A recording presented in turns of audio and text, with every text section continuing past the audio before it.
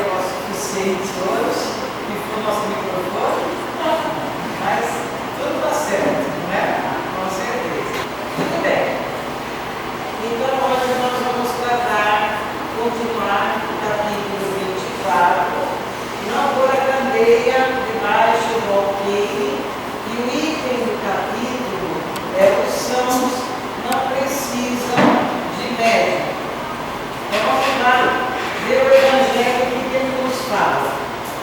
E aconteceu que, estando Jesus lá à mesa numa casa, eis que vindo muitos publicanos e pecadores se assentaram a comer com Jesus e seus discípulos. E vendo isso, os fariseus diziam aos discípulos: por que come o vosso mestre com publicanos e pecadores? Mas Jesus, ouvindo-os, disse-lhes: os sãos não têm necessidade de médico, mas sim os enfermos. E isso está no capítulo da Epístola de Mateus, no Evangelho de Mateus, perdão. Então, quem eram os publicanos, né? Os publicanos eram os cobradores de impostos, que na época cobravam para ir uma parte desse dinheiro para os poderosos da época, e eles também ficavam com uma parte, né? Então eles eram considerados também como corruptos na época, já nessa época. E os fariseus eram os doutores da lei, aqueles que seguiam a lei certinha, que então eles eram os donos da verdade. E questionam então Jesus: por que Jesus vai sentar com pecadores e com essa turma que está corrompendo o povo da época? E Jesus ouve e responde: os sãos não precisam de médico. Então, vamos pensar assim em nós. Quem é que vai no médico? Quando a gente está precisando de alguma coisa, de um tratamento, ou para uma prevenção, ou para uma manutenção, não é isso? E a gente vai exatamente ao médico. Nós vamos ao médico, e daí a gente no médico encontra um certo tipo de atendimento. Hoje nós temos uma especialização fantástica na área da medicina. Tem médico especialista no dedinho, no pé, no mindinho, no dedão, na unha, né? Nós temos tantas especialidades, mas nós estamos sempre tratando em nós o aspecto material do corpo físico. Mas Jesus falava sobre isso quando ele fala que os sãos não precisam de médico. Será que ele estava tratando exatamente do corpo físico? Ou Jesus queria nos dar uma outra mensagem, como sempre ele falava, através de uma parábola, de uma metáfora? Muito bem. Então, mas ele se dirigia sobretudo aos pobres e deserdados, porque são eles os que mais necessitam de consolação. E aos cegos, humildes e de boa fé, o que eles pedem, lhes abram os olhos, e não aos orgulhosos, que julgam possuir toda a luz e de nada precisar. Então aqui nós estamos falando em Jesus vendo o ser humano de duas formas: o orgulhoso, que é aquele que não precisa de ajuda e que sabe tudo e que não tem nada, nenhum problema e se sente perfeito. E o humilde, aquele que reconhece que não dá para essa bola toda, né? Ele precisa de ajuda, ele precisa compreender a si próprio, que ele precisa entender a sua própria doença. Por que é que a gente nasce cego, por exemplo? Por que é que as coisas dentro do nosso organismo desenvolvem de repente um câncer? E a hora que você tem o câncer já está com metástase. Como é que a gente entende isso? Então os orgulhosos aqui para Jesus, eles não precisam de nada. Mas aqui, os que necessitam de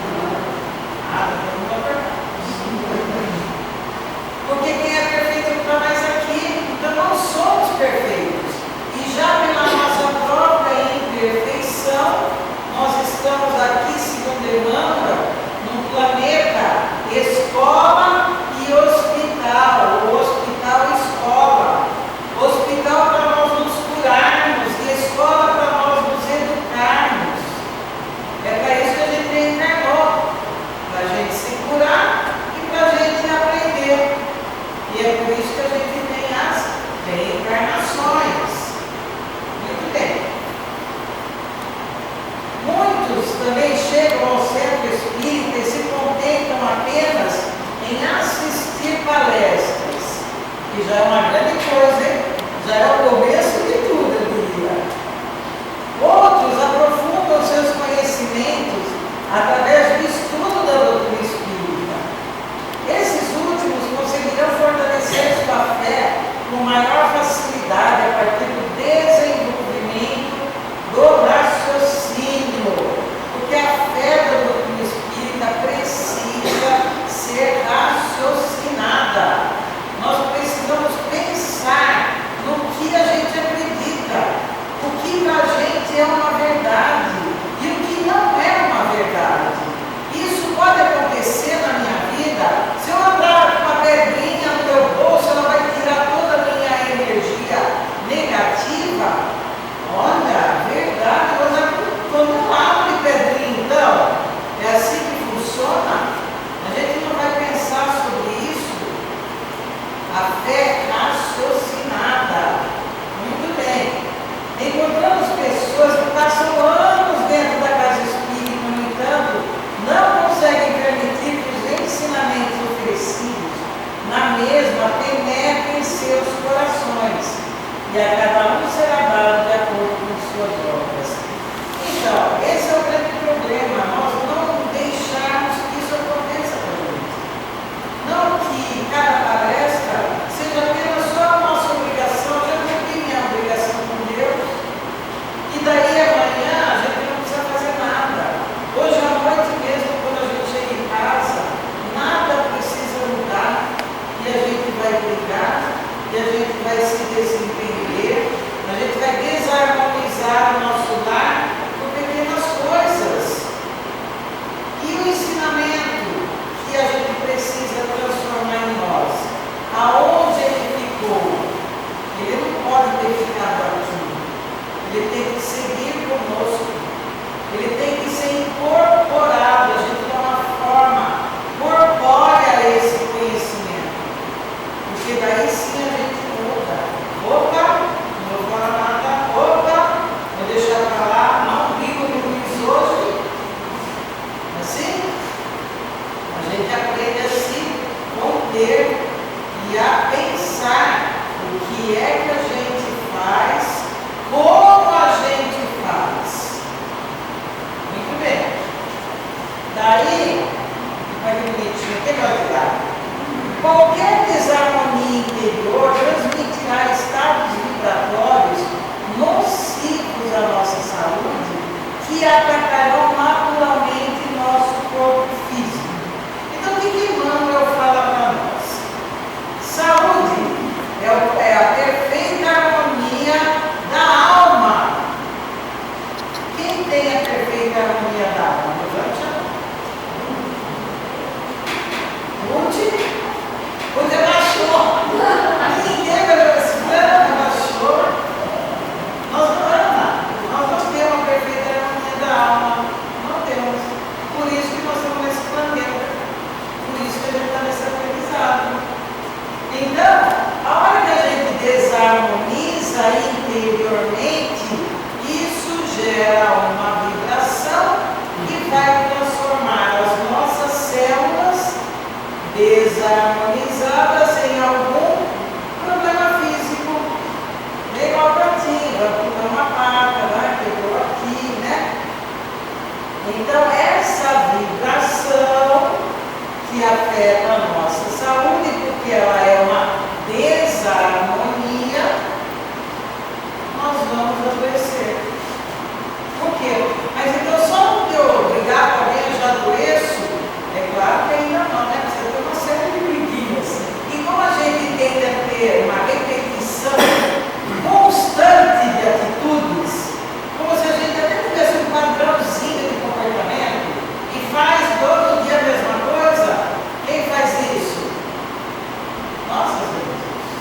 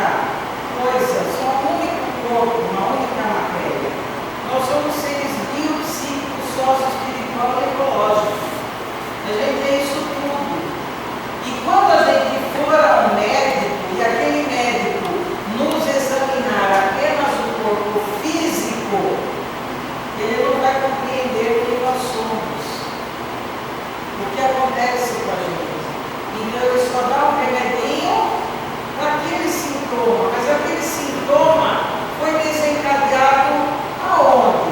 Por quê? Como? Tem um médico chamado também Dr. Inácio Filomeno de Miranda, e ele fala que se fôssemos ao médico para tratar apenas o nosso orgulho, a gente já teria uma saúde muito melhor. Apenas o nosso orgulho, imagina o resto. Não é não? Muito bem. E a doença? É o estado resultante do desequilíbrio do espírito e que se vai repetir no corpo espiritual e no corpo físico.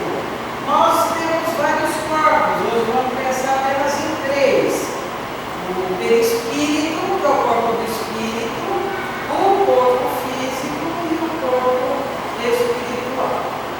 Então, se eu adoeço, a minha doença não é dessa matéria. A nossa doença é da alma, é do espírito, e é ele que vem mexendo nos outros corpos para que o corpo físico apresente determinada doença ou determinado diagnóstico, né? Muito bem. E a cura? Onde está a cura? Estado que aparece quando o espírito se reequilibra e que também se reflete nos dois corpos, espiritual e físico. Então a gente vem para a doutrina espírita para compreender o espírito que somos nos corpos em que estamos. A gente compreende isso, é para a gente trabalhar a cura. A cura do corpo não é a cura da alma, para que ela reflita no corpo físico. E como é que a gente atinge essa cura? Volta para Jesus. Os sãos não precisam de médico. Nós precisamos de Jesus ou não? Muito. Muito. Muito bem. Então, através das causas, algumas, né? Para a doutrina espírita, há três gêneros de doença a saber: as doenças kármicas, são as congênitas e as hereditárias, resultantes dos desequilíbrios que tivemos em vidas passadas. Doença kármica, nós reencarnamos com determinada doença. Ah, mas então a gente já traz, claro, o espírito traz aquilo que ele é e era. Não é porque ele morreu que ele virou santo, não é porque ele reencarna que ele dá ação. Muito pelo contrário. Nós trazemos esses problemas de uma vida passada. Mas por que vem exatamente a doença? A gente imagina que a gente se cura de uma outra forma, senão com a doença? Alguém promoveu alguma transformação interior, senão após uma doença?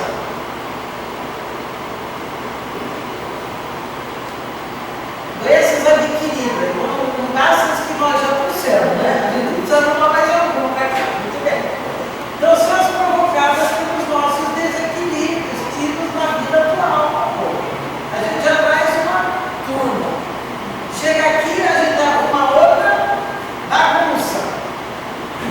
Daí, então, nós temos dois doenças que a gente já trouxe e a que a gente já está conquistando aqui. Daí vai ter também as predisposições físicas ou espirituais para as doenças.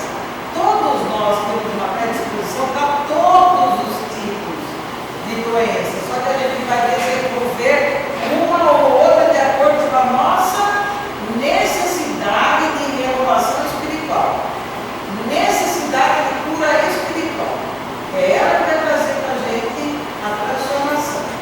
Então, são as provenientes de um ou vários desequilíbrios das vidas passadas, as tendências genéticas que ante uma fragilidade na presente existência se manifestam sob a forma de doença. A predisposição é kármica, mas a doença é adquirida. Então eu tenho essa predisposição. Eu de repente precisaria desenvolver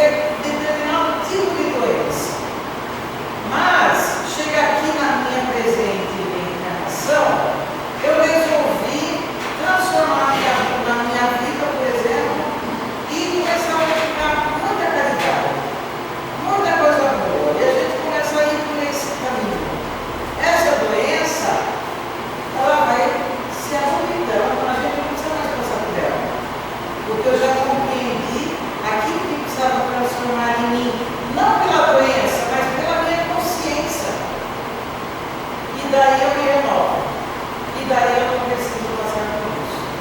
Nossa, mas quer dizer que então a gente não vai morrer? Não, não falei nada disso. Todo mundo vai morrer, pode ficar sossegado. Né? Só que cada um no seu determinado momento. E na sua determinada experiência. Certo?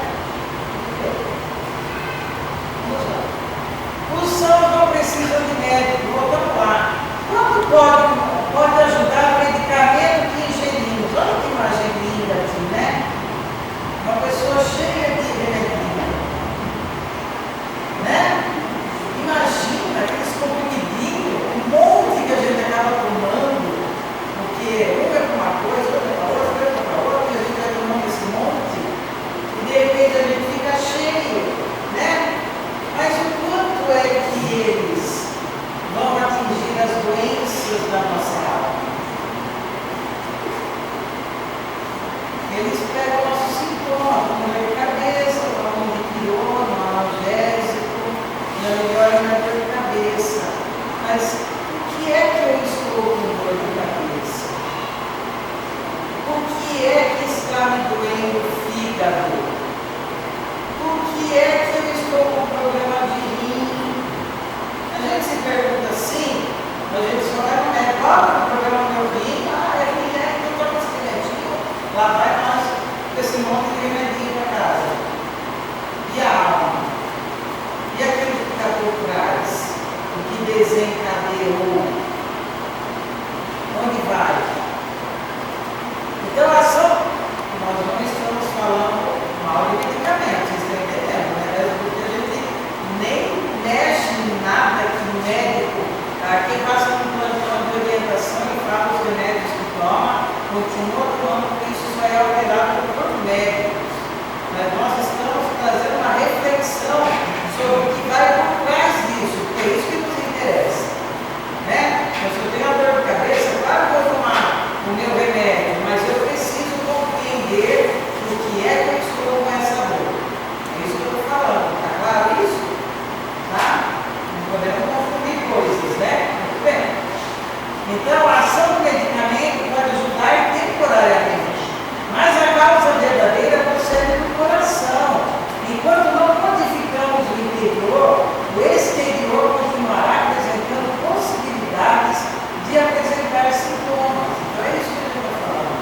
Enquanto eu não pensar no meu interior, todos os sintomas vão ser desencadeados até que eu, como consciência, possa compreender melhor tudo isso que está acontecendo. Não é? Bem. Então, qual é a maior doença do mundo?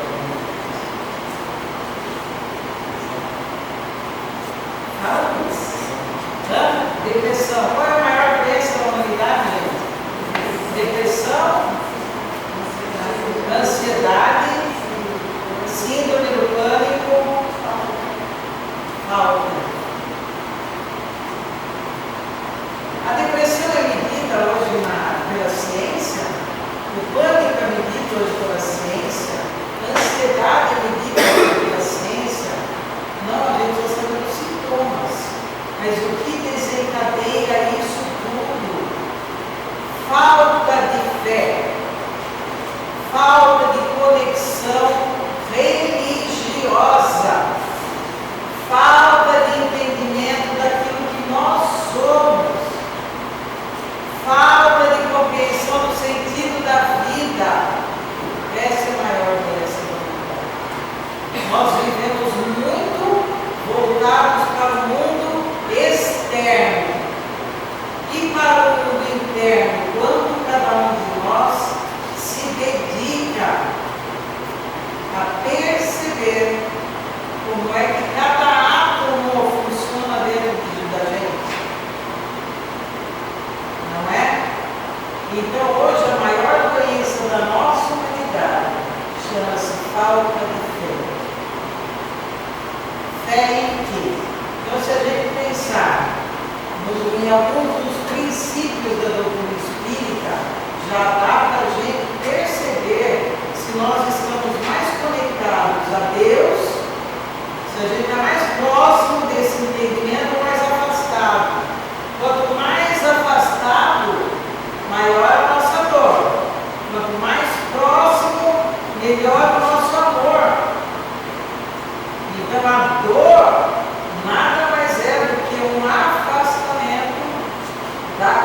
conexão consagrada com o divino que existe dentro de cada um de nós. Não é? Muito bem. Então vamos lá. Princípio básico: Deus é o nosso Pai, Criador de tudo e de todos, causa primeira de todas as coisas, mas é uma inteligência. O máximo que a gente consegue entender de Deus são as suas ações. A gente percebe que Deus sendo onisciente, onipresente, a gente percebe isso, a gente sente Deus em mim, Deus em nós. Aquela saudação que o hindu faz, Namastê, o Deus que habita em mim saúda o Deus que habita no outro. Quanto que a gente entende isso?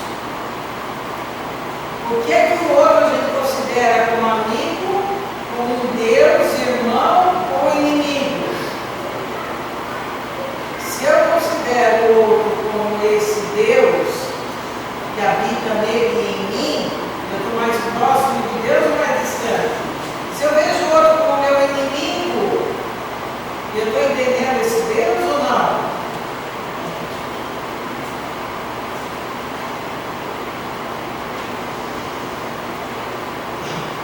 Jesus é o nosso mestre, nosso modelo de vida. Se a gente pegar, já repetir a legislação 10, bem-aventuranças do nosso mestre. E se a gente se empenhar em viver esse entendimento, bem-aventurados os mansos e pacíficos. E daí, a gente consegue pôr essa mansuetude na nossa vida? A gente consegue pôr essa paz na nossa vida? A gente se aproxima de Deus ou a gente está mais longe de Deus?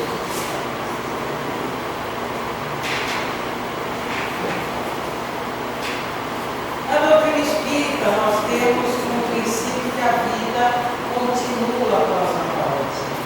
Se a vida continua após a morte, e isso é uma verdade, uma fé raciocinada dentro de cada um de nós, a gente tem medo da morte? Pelo menos não é para ter, né? Porque continua. Se continua, qual é a nossa compreensão da morte? A gente pensa sobre ela, não nem me fala da morte. Nossa, o cara vai vender um seguro velório, funerário, seguro funerário. Pelo amor de Deus, nem me fala que seguro funerário. Eu não vou morrer, não. Vai morrer, não. Vai morrer sim. Né? Nem me fale da morte. Por que não? Por que a gente fala de tantas coisas e a gente não está falando da morte? Precisamos falar dela, porque ela pode acontecer a qualquer momento para cada um de nós. Então a gente precisa, do jeito que a gente se prepara para a vida, a gente se prepara para retornar ao mundo espiritual. Porque a gente retorna ao mundo espiritual. É o mundo, é o nosso lar, é de onde nós viemos, é para onde cada um de nós volta. E é onde a gente vai compreender tudo aquilo que nós vivemos nessa reencarnação. Muito bem. Se a gente compreende na doutrina espírita que a doutrina é consoladora, se a doutrina é consoladora, nós não vamos mais questionar Deus, né? Por que comigo? Por que para mim? Por que minha vida é assim? Porque a depressão nada mais é do que, segundo um médico também que eu gosto muito dele, o doutor Andrei Moreira, se eu não tenho a vida que quero, eu não aceito a vida que tenho. Como assim? Se eu não tenho a vida que eu quero, todo mundo queria ter uma vida, né? Como é a rainha, Elizabeth, reinado, príncipe, assim. E daí a gente aprendeu o que da vida? Se todo mundo fosse rainha, ia eles ver. Né? Não é bem assim a história. O conto de fadas precisa ser interpretado.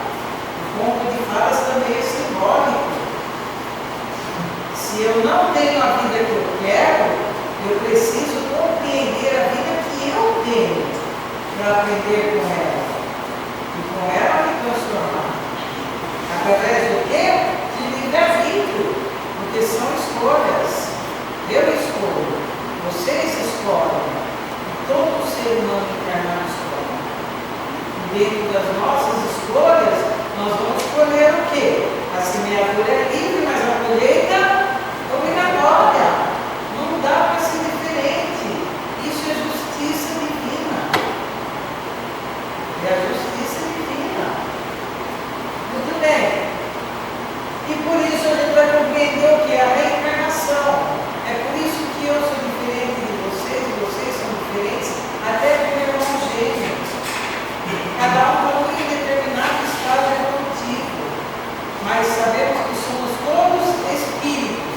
Estamos aqui todos para nos curar e para aprender. Olha aí, já é uma grande sabedoria para mim. A questão é o que eu tenho a aprender. Aquilo que a vida está me dando. Então nós temos que fazer uma autoanálise, uma avaliação sobre tudo isso que a gente vivencia e que lição eu preciso tirar dessa experiência, dessa, daquela, ou seja, lá de qual for. Nós precisamos corrigir isso. Muito bem. E qual é o nosso objetivo? O auto-amor. E o amor ao outro. O auto-amor não para que eu seja melhor do que ninguém, mas para que eu me ame o suficiente para ser melhor em mim hoje do que eu fui ontem. Eu não posso me comparar com ninguém, mas eu posso me comparar com aquilo que eu fui ontem, anteontem, no mês passado, no ano passado. Isso eu posso me comparar. É assim que a gente percebe o quanto a gente conseguiu transformar e o quanto a gente ainda precisa melhorar. Com certeza. Muito bem. Então, na fala de Kardec, as aflições da terra são os remédios da alma. Olha a colocação de Kardec. As aflições é o remédio da alma, não são os comprimidos que vão nos trazer essa cura, mas são essas aflições que vão ser o nosso grande remédio. Elas salvam para o futuro, para a próxima encarnação, para a continuação da vida. Como uma operação cirúrgica dolorosa salva a vida de um doente e lhe devolve a saúde. Então, olha, a aflição é a nossa cirurgia espiritual. É ela que vai nos salvar para o futuro, para a vida, a bagagem do espírito, que cada um de nós vai sair daqui carregando. É por isso que Cristo disse: bem-aventurados os aflitos, pois eles serão consolados. Porque pensa, essa bem-aventurança de Jesus, nossa, que legal, eu sou aflita, é isso? Jesus achou legal fazer isso para ele? Não, é a aflição que vai fazer com que a gente melhore a nossa cirurgia espiritual, aquilo que levaremos para esse futuro. Bem-aventurados os aflitos. E quando a gente não teve uma aflição, a gente não promoveu nenhuma alteração, nenhuma transformação, nenhuma renovação. Precisamos das aflições. Então, a dor passa a ser o remédio da alma, porque é com ela que a gente vai se curar, se a gente tiver consciência e se a gente tiver esse aprendizado. Muito bem. Daí a gente bonitinho isso aí, vamos lá. Acho que uma gracinha a gente falar disso, ó. A reencarnação é a maior prova da justiça de Deus. Então, eu já fui escravo, já fui senhor, já fui soldado, civil, mendigo, doutor. Já fui mulher, já fui homem, já fui aluno e professor. O que sou hoje, então? Uma poeira do universo.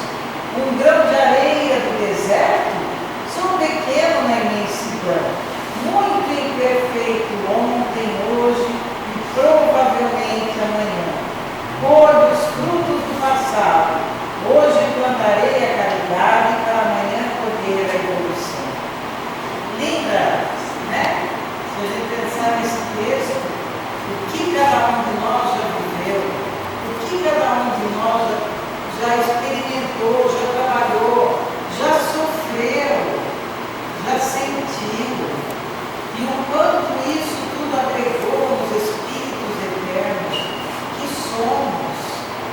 Tudo isso, todas essas experiências contribuíram para aquilo que cada um de nós é hoje.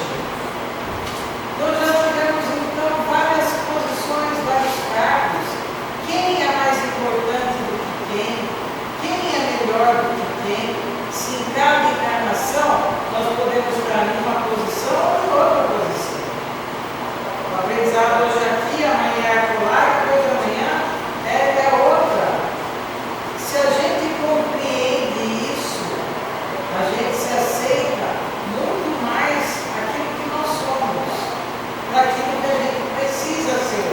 E é por isso que ele fala assim: nós somos pequenos na imensidão, somos realmente pequenos na imensidão, mas um grão de areia com mais um, com mais um, com mais um, forma-se um deserto, uma praia imensa.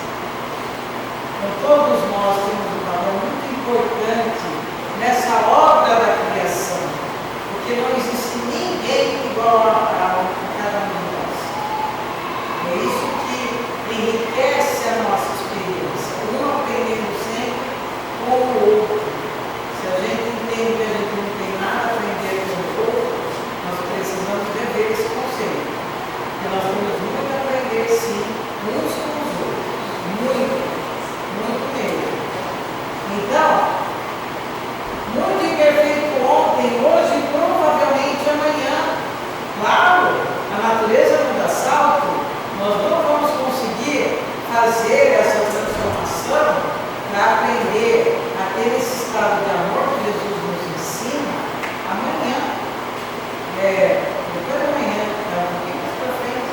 Não sei quantas encarnações cada um de nós vai precisar, mas o importante é a gente ir conhecendo isso hoje, e trabalhar isso hoje, e ter consciência disso hoje.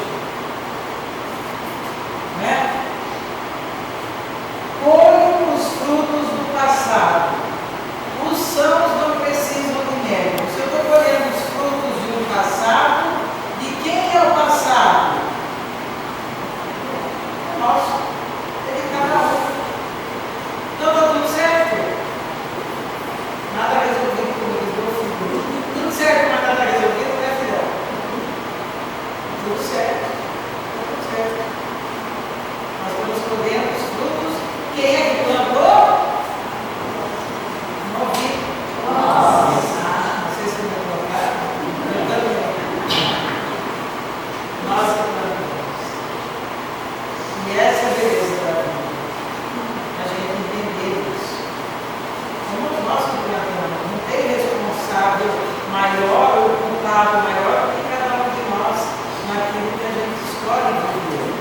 Porque a gente pode ter tido muitos problemas na nossa infância, na nossa adolescência, mas as escolhas que eu resolvo fazer hoje pode ser completamente ressignificada, transformada, modificada.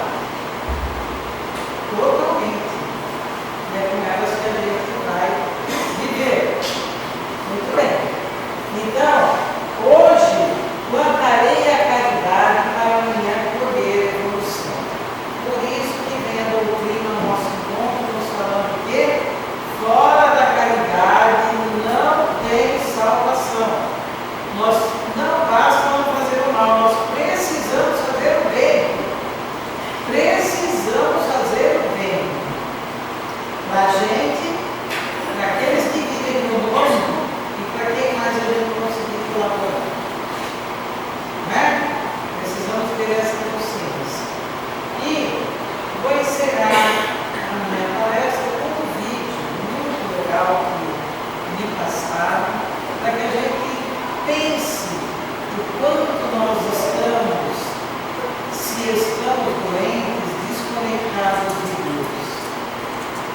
Falta de fé. Os santos não precisam de médico. E se nós aumentarmos a nossa fé, a gente vai sim compreender a própria doença